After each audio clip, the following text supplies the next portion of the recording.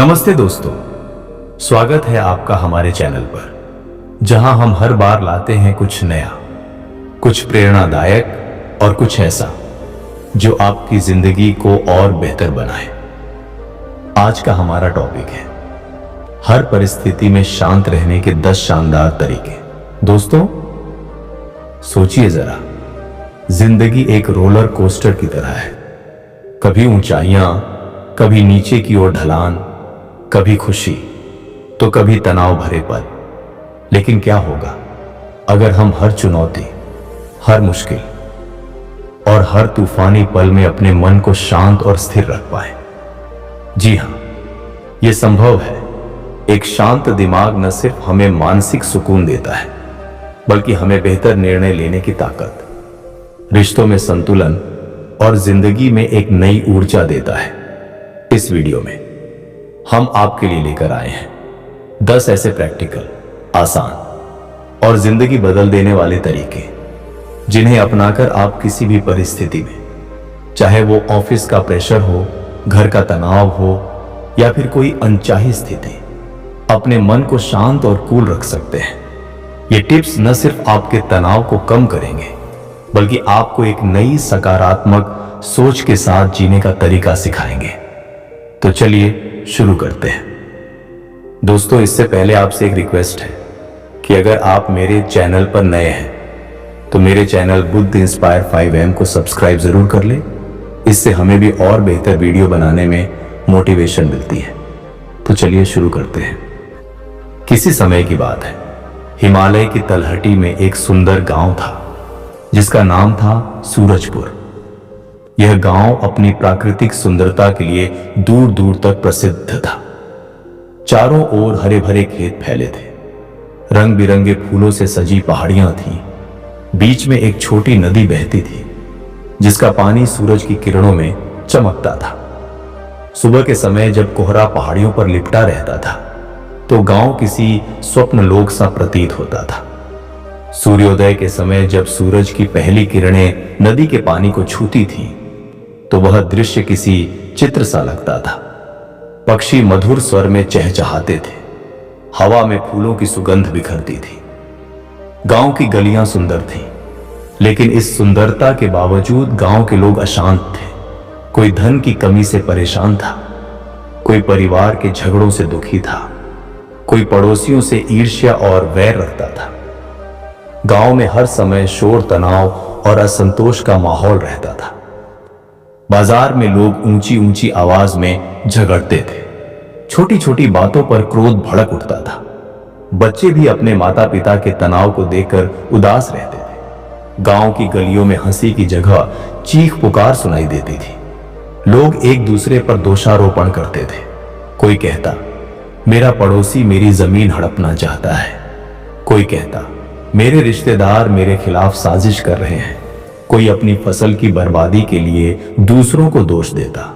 इस तरह गांव का हर व्यक्ति अपनी अपनी चिंताओं में डूबा था। शांति का नामो निशान नहीं था। एक दिन इस गांव में एक साधु आए। उनका नाम था शांतिदास। वे लंबी यात्रा करके आए थे। उनके भगवे वस्त्र धूल से सने थे। उनके कंधे पर एक छोटा सा झोला था जिसमें एक भिक्षा पात्र, एक पुरानी चटाई और कुछ आवश्यक वस्तुएं थीं। उनके चेहरे पर एक ऐसी शांति थी जो हर किसी को अपनी ओर खींचती थी। उनकी आंखें करुणा और प्रज्ञा से भरी थी। उनकी मुस्कान इतनी सरल थी कि बच्चे भी उनके पास खींचे चले आते थे। जब वे गांव की गलियों से गुजरते तो लोग रुककर उन्हें देखते। कुछ लोग उनकी सादगी पर हंसते, कुछ उनकी शांति से प्रभावित होकर उनके पास आते। कुछ लोग उन्हें संदेह की नजर से देखते और कहते, यह साधु यहां क्या करने आया है? शांतिदास ने गांव के बाहर एक पुराने टूटे फूटे मंदिर में आश्रय लिया। यह मंदिर वर्षों से उपेक्षित था। इसकी दीवारें जर्जर हो चुकी थी। छत में छेद थे जिनसे बारिश का पानी टपकता था। मंदिर के आसपास जंगली झाड़ियां उग आई थी। मंदिर का प्रांगण धूल और कंकड़ पत्थरों से भरा था, लेकिन शांतिदास ने इसे अपना घर बना लिया। उन्होंने मंदिर को साफ किया, उन्होंने झाड़ियों को हटाया, उन्होंने मंदिर के प्रांगण में एक छोटा सा आश्रय बनाया। वे हर सुबह नदी के किनारे ध्यान करते। सूर्योदय के समय उनकी शांत मुद्रा देखकर पक्षी उनके पास आकर चहचहाते। गांव के कुछ बच्चे उनके पास आकर उनकी कहानियां सुनते। शांतिदास उन्हें जंगली फल बांटते। वे बच्चों की बातें सुनते और उनकी मासूम हंसी में शामिल हो जाते। बच्चों में से एक छोटी लड़की थी जिसका नाम था सरिता। वह हर दिन शांतिदास के पास आती।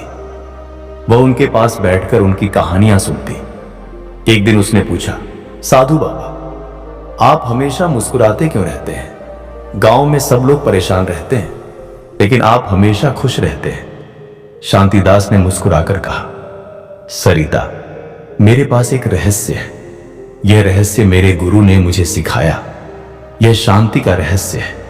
सरिता ने उत्सुकता से पूछा, मुझे भी बताइए ना। शांतिदास ने कहा, एक दिन मैं तुम्हें और पूरे गांव को यह रहस्य बताऊंगा।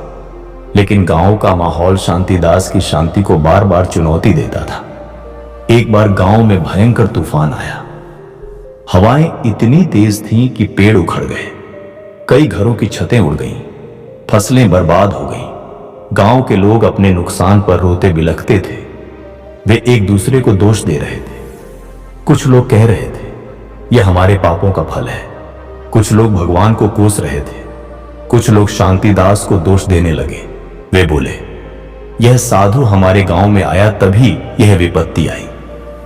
लेकिन शांतिदास ने अपनी शांति नहीं खोई। उन्होंने बिना किसी शिकायत के लोगों की मदद शुरू की। वे टूटे हुए घरों को ठीक करने में जुट गए।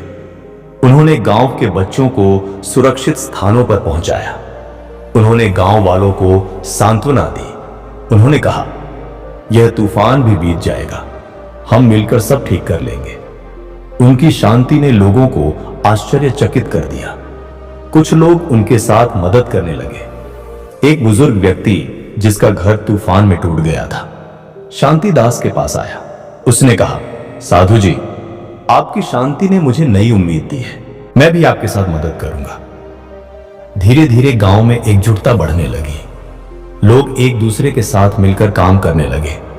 शांतिदास की शांति संक्रामक थी। एक अन्य दिन गांव के कुछ युवकों ने शांतिदास को अपमानित करने की कोशिश की। उन्होंने उन्हें घेर लिया। उन्होंने कहा, तुम यहां क्यों आए हो? तुम एक भिखारी हो। तुम्हें यहां से चले जाना चाहिए। कुछ ने उनके भगवे वस्त्रों का मजाक उड़ाया। कुछ ने उनके भिक्षा पात्र को छूकर हंसी उड़ाई। एक युवक ने तो उनके पात्र में मिट्टी डाल दी। उसने हंसते हुए कहा, यह लो तुम्हारा भोजन। शांतिदास ने कोई जवाब नहीं दिया। वे बस मुस्कुराए। उनकी आंखों में कोई क्रोध नहीं था, केवल करुणा थी। वे चुपचाप अपनी राह चले गए। बाद में उन्होंने उस मिट्टी को साफ किया। उन्होंने पात्र को फिर से उपयोग किया। गांव के कुछ बच्चे जो यह सब देख रहे थे, शांतिदास के पास आए। सरिता ने पूछा, साधु बाबा, आपको गुस्सा क्यों नहीं आया? शांतिदास ने कहा, सरिता, क्रोध मेरे मन को अशांत करता है। मैंने सीखा है कि क्रोध को छोड़कर ही शांति पाई जा सकती है। एक और घटना थी जब गांव में भयंकर सूखा पड़ा। नदी का पानी सूख गया। खेत बंजर हो गए। लोग भूख और प्यास से तड़पने लगे। गांव में अशांति बढ़ गई। लोग एक दूसरे पर चिल्लाने लगे। कुछ लोग भगवान को कोसने लगे। कुछ लोग शांतिदास को दोष देने लगे। वे बोले, यह साधु हमारे गांव में आया तभी यह सूखा आया। शांतिदास ने इन बातों को दिल पर नहीं लिया। उन्होंने अपनी शांति बनाए रखी। वे जंगल में गए। उन्होंने वहां से जंगली फल और जड़ें इकट्ठा की। उन्होंने गांव वालों के साथ वह भोजन बांटा। उन्होंने बच्चों को पानी के छोटे छोटे स्रोत खोजने में मदद की। एक दिन शांतिदास ने एक बीमार वृद्ध महिला को देखा। वह प्यास से तड़प रही थी। शांतिदास ने जंगल से एक छोटा सा जल स्रोत खोजा। उन्होंने अपने भिक्षा पात्र में पानी भरा। उन्होंने उस पानी को वृद्ध महिला को पिलाया। महिला ने शांतिदास को आशीर्वाद दिया। उसने कहा, साधु जी, आपकी दया ने मुझे जीवन दान दिया। शांतिदास ने मुस्कुराकर कहा, यह मेरा कर्तव्य है। उनकी इस करुणा ने गांव वालों के मन को छू लिया। कुछ लोग जो पहले शांतिदास को दोष दे रहे थे अब उनके पास माफी मांगने आए। एक व्यक्ति ने कहा, साधु जी, हमने आपको गलत समझा, आपकी शांति और दया ने हमें बदल दिया। शांतिदास की शांति गांव में बदलाव ला रही थी। लोग उनकी बातें सुनने लगे, बच्चे उनके पास कहानियां सुनने आते, बूढ़े लोग उनके पास सलाह लेने आते, गांव की महिलाएं उनके पास अपनी परेशानियां बताने लगी। शांतिदास सभी को धैर्य और करुणा से सुनते। वे किसी को उपदेश नहीं देते थे, वे केवल अपनी शांति से लोगों को प्रेरित करते थे। गांव में धीरे धीरे एक नया माहौल बनने लगा। लोग एक दूसरे के साथ मिलकर काम करने लगे, झगड़े कम होने लगे। बाजार में अब हंसी की आवाजें सुनाई देने लगी। गांव के मुखिया विश्वनाथ यह सब देखकर चकित थे। विश्वनाथ एक धनी और सम्मानित व्यक्ति थे। उनके पास बड़ा घर था, विशाल खेत थे। गांव में उनकी बात का मान था, लेकिन उनके मन में शांति नहीं थी। वे हमेशा चिंतित रहते थे, कभी धन की चिंता, कभी परिवार की, कभी गांव के झगड़ों की। एक दिन उन्होंने शांतिदास को अपने घर बुलाया। उन्होंने एक सादा आसन बिछाया। उन्होंने शांतिदास को उस पर बैठने को कहा।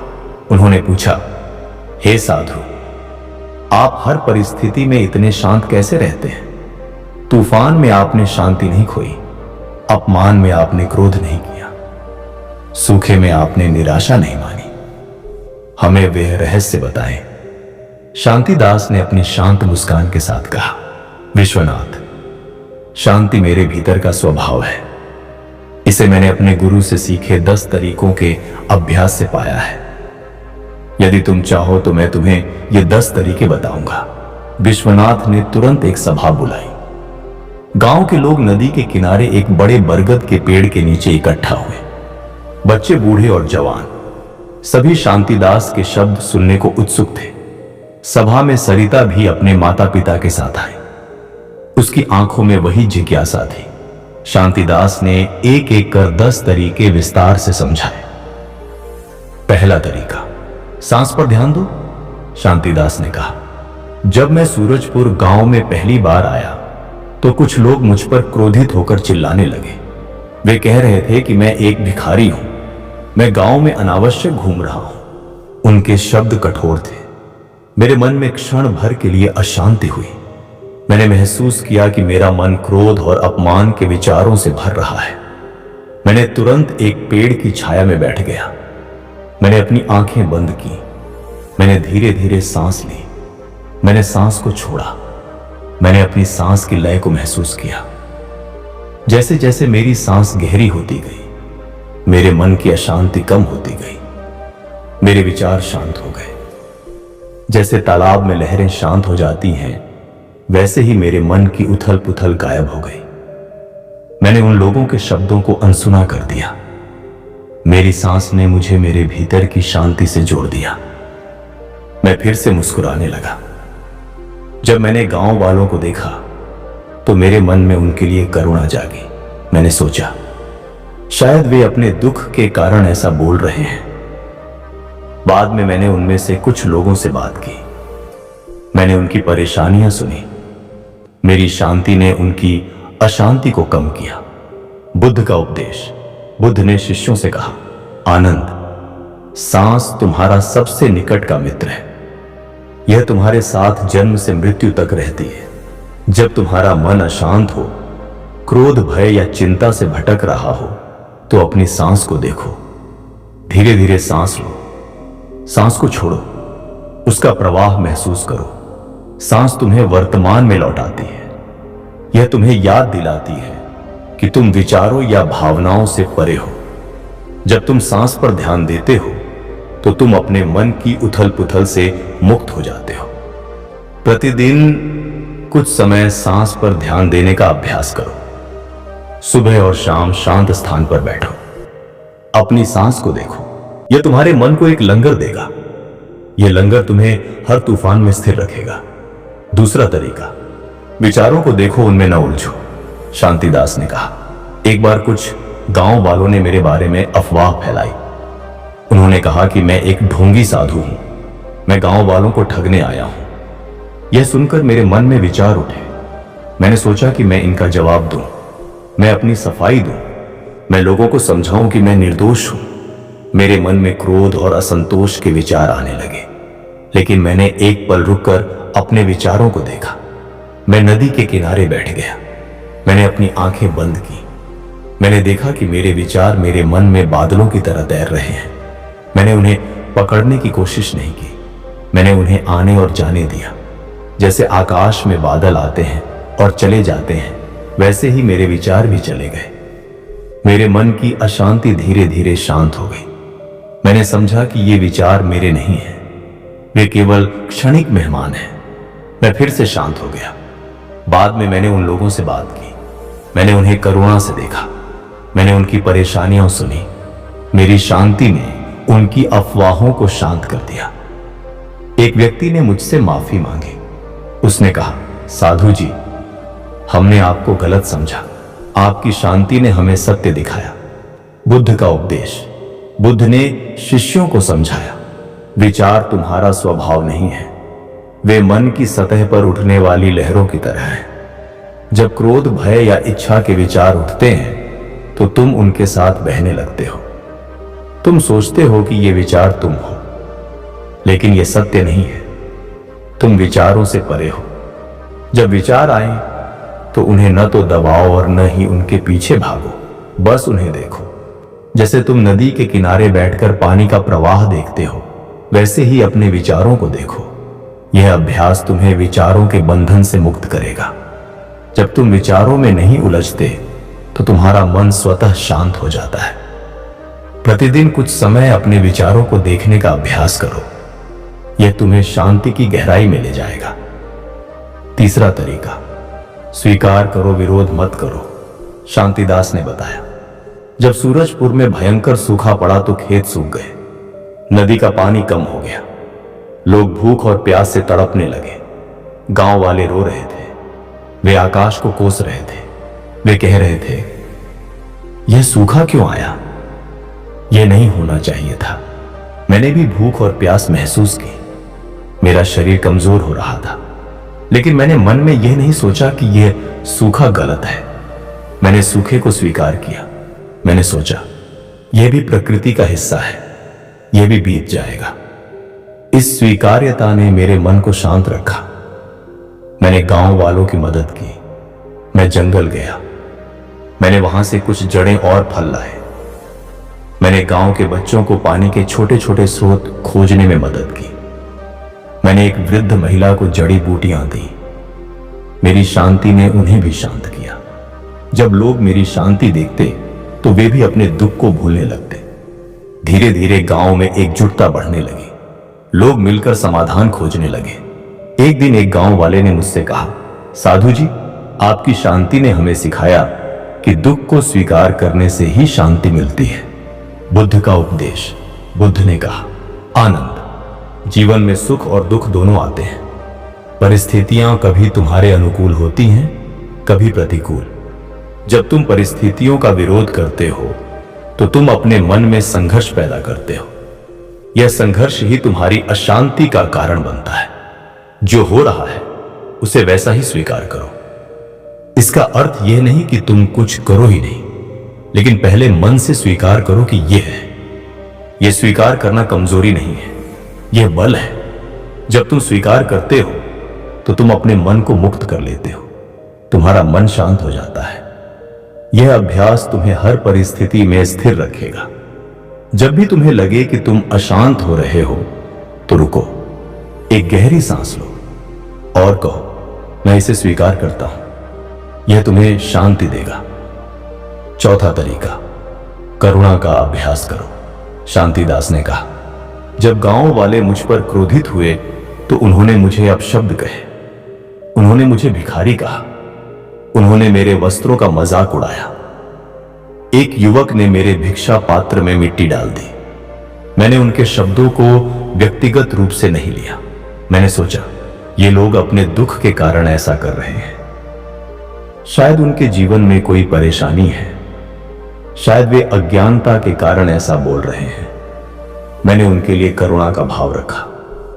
मैंने उनके दुख को समझने की कोशिश की। मैंने उनके बच्चों को फल दिए। मैंने एक बीमार मां के लिए जड़ी बूटियां लाई। मैंने उनके साथ बात की। मेरे मन में उनके प्रति प्रेम जागा। इससे मेरा क्रोध शांत हो गया। मैं शांत रहा। मेरी करुणा ने उन्हें भी शांत किया। धीरे धीरे कुछ लोग मेरे पास माफी मांगने आए। वे बोले, हमें नहीं पता था कि आप इतने दयालु हैं। एक युवक जिसने मेरे पात्र में मिट्टी डाली थी मेरे पास आया। उसने कहा, साधु जी, मुझे माफ करें। मैंने अज्ञानता में आपको अपमानित किया। मैंने उसे गले लगाया। मेरी शांति ने उसके मन को बदल दिया। बुद्ध का उपदेश। बुद्ध ने कहा, शिष्यो, करुणा तुम्हारे मन को कोमल बनाती है। जब तुम दूसरों के दुख को समझते हो तो तुम्हारा क्रोध और घृणा स्वतः गायब हो जाते हैं। हर प्राणी दुख से जूझ रहा है। कोई धन की कमी से परेशान है, कोई परिवार के झगड़ों से दुखी है, कोई अज्ञानता के कारण क्रोध करता है। जब तुम उनके प्रति करुणा का भाव रखते हो तो तुम अपने मन को शुद्ध करते हो। प्रतिदिन यह प्रार्थना करो, सभी प्राणी सुखी हों, सभी दुख से मुक्त हों। यह अभ्यास तुम्हारे मन को प्रेम और शांति से भर देगा। जब तुम करुणा से भरे होते हो तो कोई भी परिस्थिति तुम्हारी शांति नहीं छीन सकती। पांचवां तरीका, अपेक्षाएं छोड़ दो। शांतिदास ने बताया, एक बार मैंने सूरजपुर में भोजन मांगा। मैं घर घर गया, लेकिन किसी ने मुझे कुछ नहीं दिया। कुछ लोग हंस रहे थे, कुछ ने मुझे ताने दिए, कुछ ने कहा, जा कहीं और मांग। एक व्यक्ति ने तो मेरे पात्र में सूखी रोटी डाल दी और हंसने लगा। मेरे मन में क्षण भर के लिए निराशा आई। मैंने सोचा, मुझे भोजन मिलना चाहिए था, लेकिन मैंने तुरंत अपने विचारों को देखा। मैंने सोचा, मैंने यह अपेक्षा क्यों रखी कि मुझे भोजन मिलना ही चाहिए। मैंने अपेक्षा छोड़ दी। मैंने सोचा, जो मिलेगा ठीक है, जो नहीं मिलेगा वह भी ठीक है। इस सोच ने मेरे मन को हल्का रखा। मैं जंगल गया। वहां मुझे कुछ जंगली फल मिले। मैंने उसी से संतुष्टि पाई। मेरा मन शांत रहा। मैंने गांव के बच्चों के साथ वही फल बांटे। सरिता और उसके दोस्त मेरे पास आए।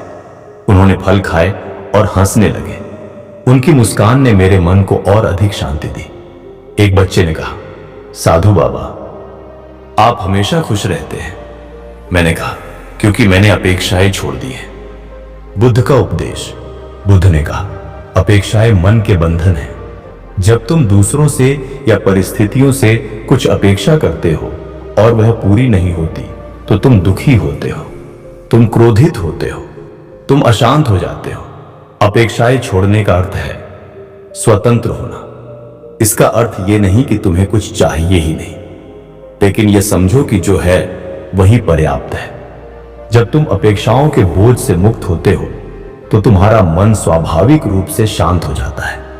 प्रतिदिन यह अभ्यास करो कि तुम जो चाहते हो उसे पकड़ने की कोशिश न करो, जो मिले उसे स्वीकार करो। यह तुम्हें शांति देगा।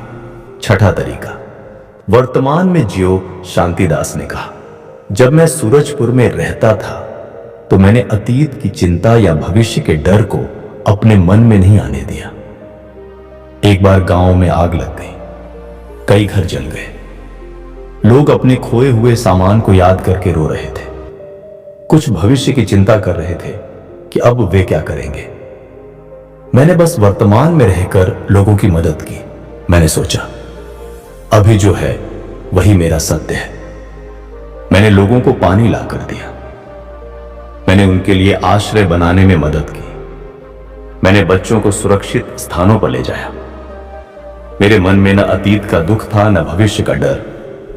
इससे मेरा मन शांत रहा। मेरी शांति ने गांव वालों को भी प्रेरित किया। एक व्यक्ति ने मुझसे कहा, साधु जी, आपके कारण हमने सीखा कि अभी जो है उसी में जीना है। मैंने उससे कहा, वर्तमान में जीने से ही शांति मिलती है। धीरे धीरे गांव वाले भी वर्तमान में जीने लगे। उनकी चिंताएं कम होने लगी। बुद्ध का उपदेश। बुद्ध ने कहा, आनंद, अतीत एक स्मृति है, भविष्य एक कल्पना है। तुम्हारा सच्चा घर केवल वर्तमान पल है। जब तुम अतीत को याद करते हो तो तुम दुखी होते हो, जब तुम भविष्य की चिंता करते हो तो तुम भयभीत होते हो, लेकिन वर्तमान में केवल शांति है। हर कार्य, चाहे वह खाना हो, चलना हो या बोलना हो, उसे पूर्ण जागरूकता के साथ करो। जब तुम खाते हो तो केवल खाने में रहो, जब तुम चलते हो तो केवल चलने में रहो। यह अभ्यास तुम्हें वर्तमान में जीना सिखाएगा। वर्तमान में जीने से तुम चिंता और भय से मुक्त हो जाओगे।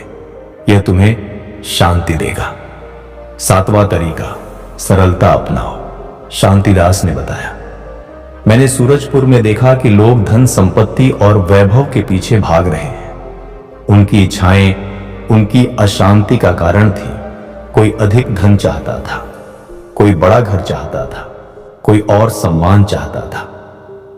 लेकिन जितना वे इकट्ठा करते उतनी ही उनकी चिंताएं बढ़ती थी। मैंने अपने जीवन को सरल रखा। मेरे पास केवल एक जोड़ी वस्त्र है, एक भिक्षा पात्र है। प्रकृति मेरा आश्रय है। जब सूखा पड़ा तो मैंने जंगल से फल और जड़ें खाई। जब तूफान आया तो मैंने पेड़ की छाया में रात बिताई।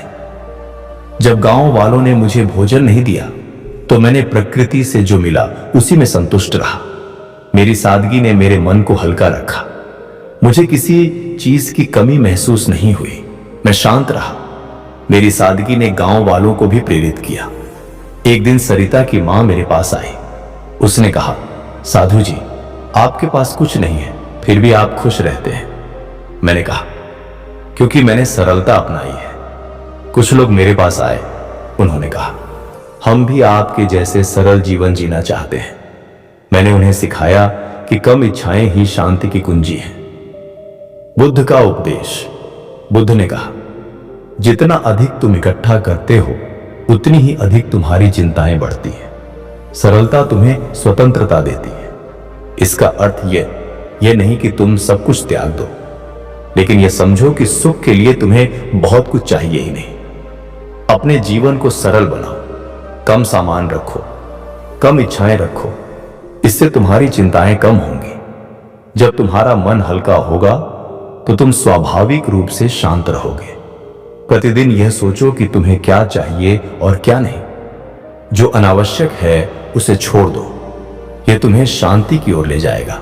8वां तरीका, ध्यान का अभ्यास करो। हर सुबह और शाम मैं नदी के किनारे बैठकर ध्यान करता हूं।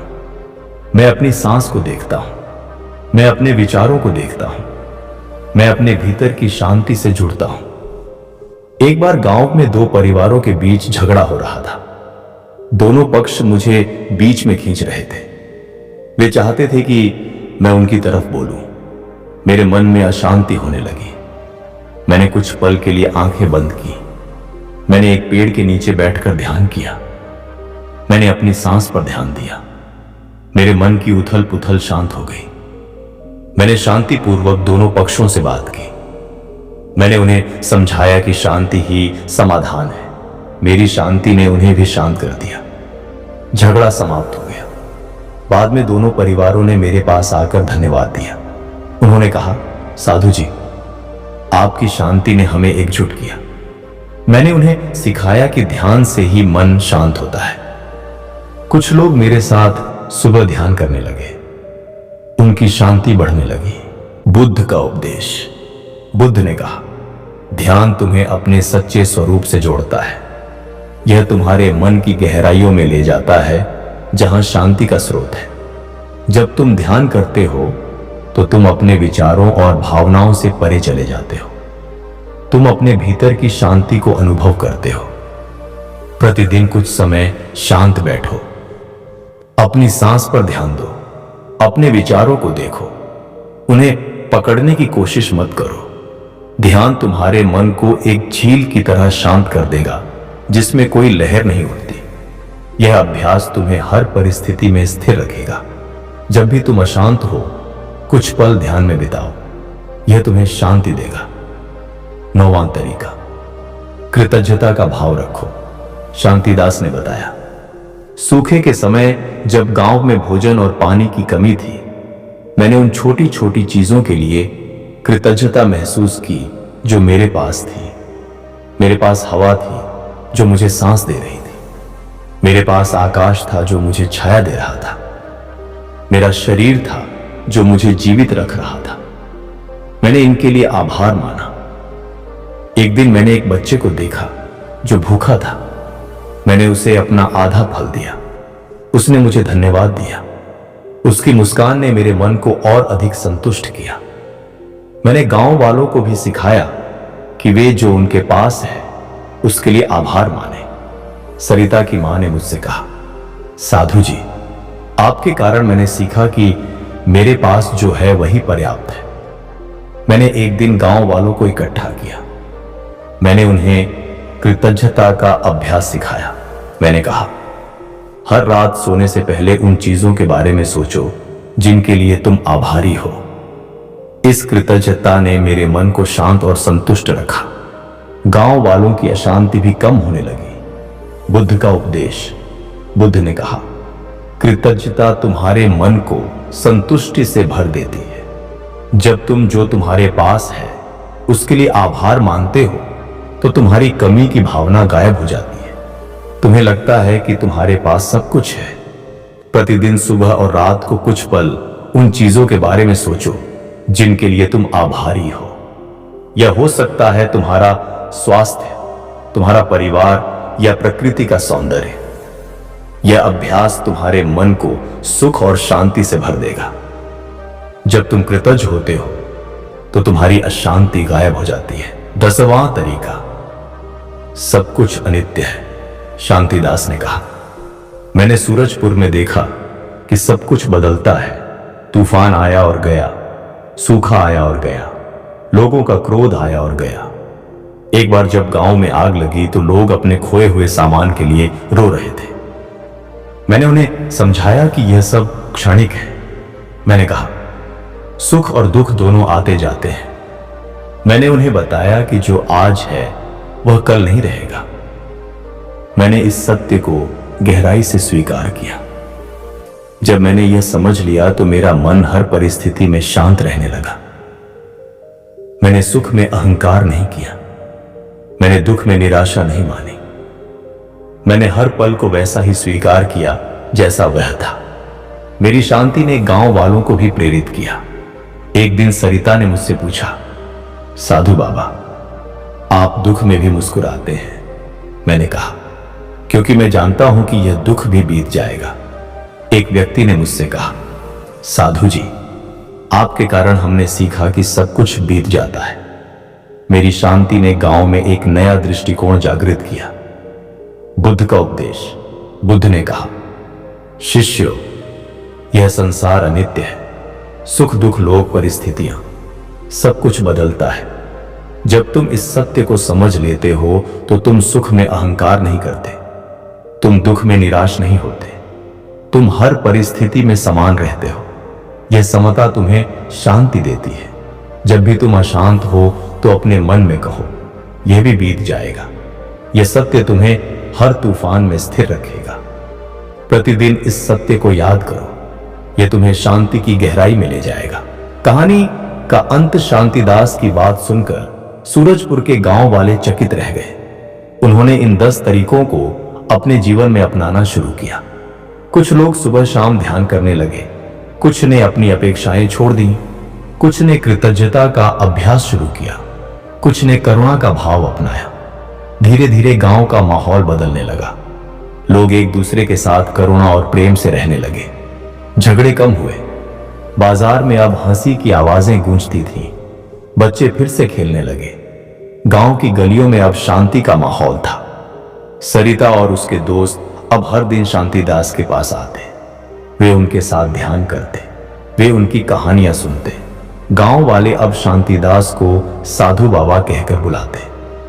शांतिदास कुछ समय बाद गांव छोड़कर चले गए, लेकिन उनकी शिक्षाएं गांव वालों के दिलों में बस गईं।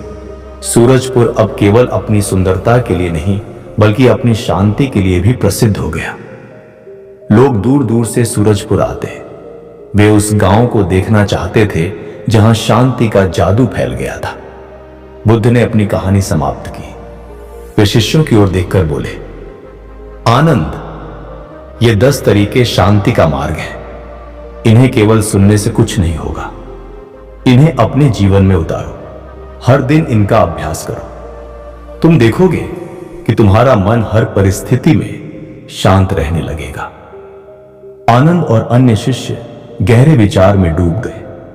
आनंद ने प्रणाम किया और कहा, हे भगवान, आपने हमें शांति का अनमोल खजाना दिया है।